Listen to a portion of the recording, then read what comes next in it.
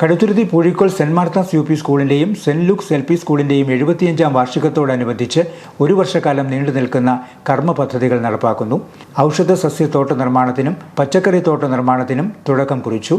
School manager reverend father Mathew പാറത്തോട്ടുംകരയിൽ ഔഷധ സസ്യ പൂന്തോട്ട നിർമ്മാണത്തിന്റെ ഉദ്ഘാടനം നിർവഹിച്ചു. വിഷാംശമില്ലാത്തതാണെങ്കിൽ മാത്രമേ അത്തരം പറവുകളും പൂമ്പാറ്റകളും ഒട്ടും പക്ഷികളും കടന്നു വരികയുള്ളൂ. ആ പക്ഷികളെയും പൂമ്പാറ്റകളും ഒരുപക്ഷെ പ്രകൃതിക്ക് നമ്മുടെ ഈ ഒരു അന്തരീക്ഷത്തിന് നന്മയുടെ ഫലങ്ങൾ അവരെ അറിയാതെ അവരുടെ വിശ്വാസത്തിലും അവരുടെ സാന്നിധ്യത്തിലും ഈ പ്രകൃതിക്ക് തന്നെ നന്മ ഉണ്ടാവും.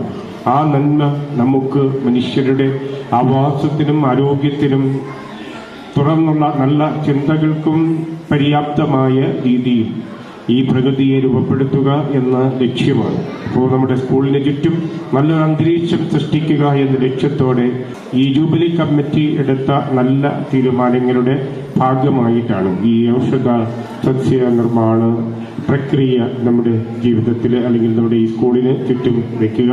സെന്റ് മാർത്താസ് യു പി സ്കൂളിൽ നടന്ന ചടങ്ങിൽ magician James Chettiyath magic show അവതരിപ്പിച്ചു.